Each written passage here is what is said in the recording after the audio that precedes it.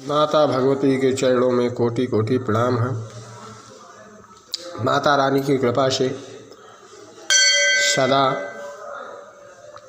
भक्तों पे बहार बरसती रहे, उन पे कृपा होती रहे। जगत का विधान रचने वाली महामाया, जगत के पिता महादेव शंकर जब एक बार उन्होंने अग्निश्वर महादेव के रूप में प्रकट हुए थे, उस समय उन्होंने ब्रह्मा जी का सिर काटा था। वो भी भैरव के रूप में अवतार लिया था भगवान ने। जब शंकर जी ने काल भैरव के रूप में अवतार लिया था, तो उस समय जो तीसरा सिर था ब्रह्मा जी का, उसको काटा। और काटने के बाद भगवान शंकर के पास जाते हैं और कहते हैं कि हे प्रभु, मैंने आपके आज्ञा के अनुसार यह कार्य किया। ब्रह्मा जी ब्राह्मण थे, इसलिए ब्राह्मण के श्राप के मुक्ति के द्वारा आप मुझे कुछ उपाय बताइए, जिससे मैं संसार में रह कर के ब्राह्मण के श्राप से बच सकूं। क्योंकि मैंने ब्रह्मा जी का तीसरा सिर काटा, उसका श्राप मुझे लगा, और यह श्राप से मैं किस प्रकार से दूर हो सकता हूँ, कृपा करके इसका उपाय मुझे बताएं। तब ब्रह्मा जी ने कहा,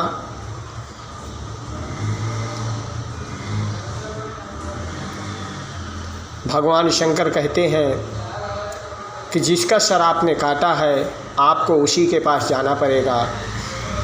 भगवान काल भैरव भगवान नारायण के पास जाते हैं और नारायण से कहते हैं, तो नारायण ने कहा ब्रह्मा जी के पास जाइए, इसका उपाय ब्रह्मा जी ही आपको बता सकते हैं। जब काल भैरव ब्रह्मा जी के पास जाते हैं, तो ब्रह्मा जी ने कहा, आपने तीसरा सर मेरा घमंड से उत्पन्न हो रहा था, इसलिए आपने मेरा तीसरा सर काटा। उसके श्राप से बचने के लिए, मैं एक ब्राह्मण हूँ, आपने ब्राह्मण का सर काटा, इसलिए उसके श्राप से बचने के लिए आपको तीनों लोक के देवियों से भिक्षा मांगना पड़ेगा। अब अगर आपको तीनों लोक में भिक्षा मिल जाता है, तो आप श्राप से मुक्त हो जाएंगे। काल भैरव ने तीनों लोकों में भिक्षा मांगा।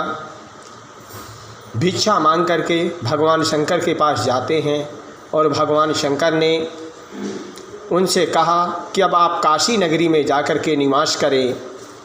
वहाँ उत्तर दिशा है, और उत्तर दिशा में रह कर के आप निवास करेंगे। महामाता काली पूर्व दिशा में, ब्रह्मा उत्तर दिशा में, आपको उत्तर दिशा की काशी की रक्षा करना है। इस प्रकार से भगवान शंकर की आदेश पर काल भैरव जाकर के उत्तर दिशा में काशी में निवास किया, और वहाँ पर उन्होंने अपने श्राप से मुक्ति पाया। इस प्रकार से जब भगवान शंकर काल भैरव को काशी में निवास स्थान दिया, उस समय काशीवासी इतने प्रसन्न हुए जैसे उन्हें कोई अनमोल रत्न प्राप्त हुआ है। क्योंकि काशी में उस समय निश्चरों का वास ज़्यादा होता था, और वहाँ तरह तरह के निश्चर प्रवेश करते थे। भगवान शंकर उस समय काशी में ही निवास कर रहे थे, राजा दक्ष के राज में। जब राजा दक्ष के राज में भगवान शंकर निवास कर रहे थे, उस समय राजा दक्ष, उनका मुकुट अनमोल रत्न से सुशोभित हो रहा था, इसलिए उनका काशी राज नाम पड़ा था। जगत का विधान रचने वाले महादेव शंकर इस प्रकार से काल भैरव की उत्पत्ति करके उनका उद्धार या श्राप से उन्हें मुक्त कराया। आज दिन रविवार, तिथि द्वादशी, दोपहर को शाम को 4:51 तक रहेगी। इसके बाद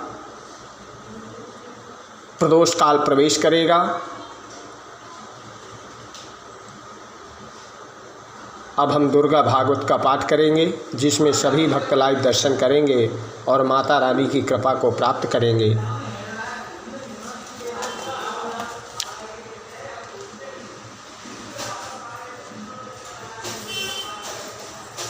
ओम पुरस्कृतो गता तत्र यत्र गतो गरुड़ध्वजः यथा व्रतं तयो द्वन्द्वो महिषासुरेष्टचेष्टितम्।